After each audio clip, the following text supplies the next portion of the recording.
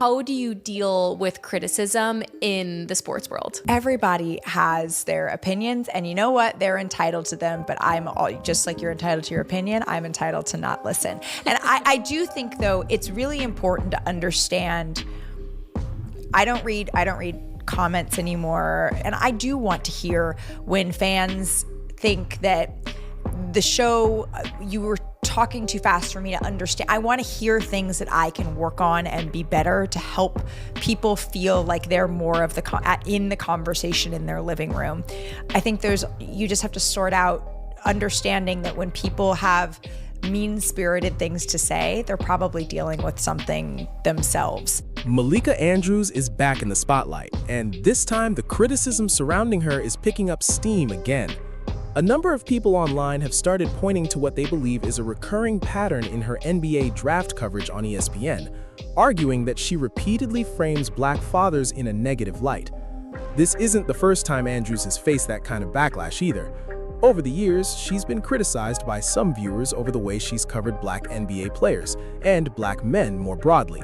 So this latest debate is reopening conversations that have been around for a while.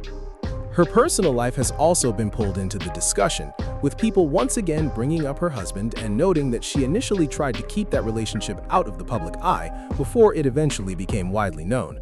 But that's really not the focus here. I've covered Malika Andrews plenty of times before, so there's no need to go through her entire history again. What is worth revisiting, though, is the fact that not long ago she publicly addressed the criticism surrounding how some people believe she views Black men, and those comments are now being brought back into the conversation. And no one is meant to know that much about what people think of them. Right. And I've gotten much better at not looking. There was a time in which I would search my name, this, that, and the other. I've quit that, but it doesn't mean you don't feel it. I have no idea how you do it with the amount of people, but I think if I feel that, I can only imagine how that feels for you and how you deal with it. I want to be two things. I want to be accurate and I want to be fair. For sure, yeah. And if I'm not one of those two things, you might not always like me, but this is my number, please call me. And people have called and they've said that. And I say that oftentimes before, especially before I'm talking to folks about something that is sensitive or tough, because these things come up. And it is hurtful. I think that's okay to say sometimes, and it hurts. Even, it doesn't matter if it is someone who is credible or someone with a big platform, or if it's someone in their mom's basement just firing off a post. Sometimes it is hurtful when that seeps through, particularly for me when it's not true. Right. And that's been the hardest part for me sometimes, is stomaching the falsehoods, particularly, this you hate Black men, or think that couldn't be farther from the truth, and using my family or the way that my family looks as some sort of evidence of that. And that is just untrue. For sure. And is just uncommon. That's how Malika Andrews responded when their earlier backlash surfaced. But a lot of critics now argue her explanation doesn't match what they're seeing today. They believe she's repeating the same pattern during ESPN's NBA draft coverage, which is why the criticism has started all over again. The latest discussion centers on claims that she's using similar talking points whenever certain young prospects are introduced on the broadcast. As you watch this next clip, pay close attention to the audio, because the argument being made is that you'll hear the same theme come up more than once while different draft prospects are being discussed. Take a listen and decide for yourself what you think. Credits his mother, Giselle, with saving his life when he was struggling in high school. And he told me that when he walks across the stage, he wants people to know that there were so many times, he said, that it was hard for me to believe in myself and he was close to giving up. And this woman, Giselle, it was his mom, who used to call him every single draft night and ask him, are you watching? Because someday this could be you, and someday this could be us. And Yaxel found out that his mom had appendix cancer last fall, and she's still in that fight. But he told me that this moment is for her. You can see that here. a tremendous story, Jay, and a tremendous player. And NCAA champion, you see him there, Carlos Boozer, but it was his mom, Cameron told me, who drove him to every single practice, every tournament, helped him find all of his trainers. He, of course, played with his twin brother, Caden, at Duke as well. So after that clip aired, the reaction online came fast, with a lot of people questioning why the coverage seemed to minimize the role of Black fathers. One example that kept getting brought up was Carlos Boozer, with critics asking why someone who spent years building an NBA career wasn't given more recognition while his son was being drafted. What really fueled the conversation, though, was the belief that the same wording kept showing up from one prospect to the next.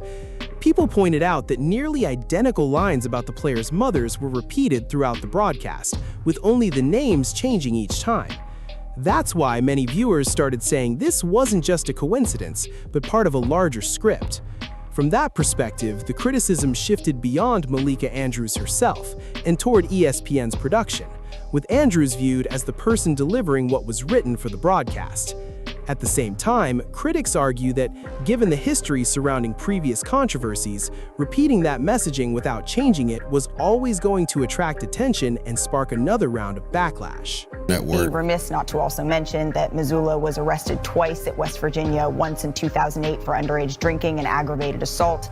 He pled guilty, paid a fine, and then again in 2009 for domestic battery after an incident at Morgantown Bar. The domestic battery case never went to trial. It was settled in August of 2009. He paid a $100 fine and court costs, plus had to do 40 hours of community service. Now, that was 13 years ago. He settled and paid both fines.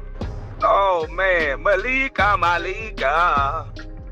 I said Malika, Malika.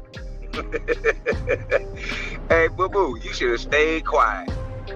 When you spoke about all the other black players, when you got backlash from talking about that young brother doing the draft, in his shining moment, you brought up a situation. This ain't have nothing to do with this young man. He wasn't guilty of anything. But yet and still, you brought that up during his draft. And guess what you said happened? Guess why you said you did it, ma'am? You said, I did it because I was doing my job. The bosses told me to do it. Remember you said that? And remember when I first came to the internet, I said, y'all some script reading.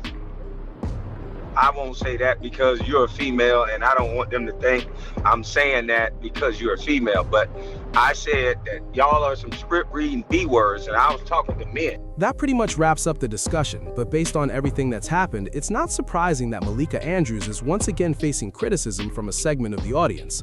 The people calling her out believe this isn't an isolated moment, but part of a pattern they've noticed over multiple broadcasts, which is why they're convinced these latest comments deserve the same level of scrutiny. Whether you believe she's simply reading what's prepared for her or think she fully agrees with the messaging, the backlash shows that many viewers aren't letting these moments slide without questioning them. With her previous controversy still fresh in people's minds, every similar situation is naturally going to draw even more attention than it otherwise would. That's all for today's story, but let me know your thoughts in the comments below. If you enjoyed the video, don't forget to leave a like, subscribe if you're new to the channel, and I'll catch you in the next one. Peace. With all due respect, this is not about pointing the finger. Stop. The fact that it was able to go on all day, the fact that we are sitting here debating whether somebody else should have been suspended or not, we are not here, Stephen A., to further blame women. That is not why we are here. When they asked, is anybody else going to be punished? And they said no. And my whole thing is this, right? These are some of the facts that have been out. These are some facts that I know that, you know, this relationship, one of these relationships that was had with Ime Udoka and one of these women, it was consensual, meaning that this woman actually played a part in it too. So my thing is, yes, Ime Udoka was wrong. We get that. His punishment, he deserved that, and whatever else follows, I hate it for him, but he put himself in this position. But why are the other people getting left off the hook? Well, that's the problem that I have right now. Everybody got to be held accountable. I think that we need to circle back to what Shanae said.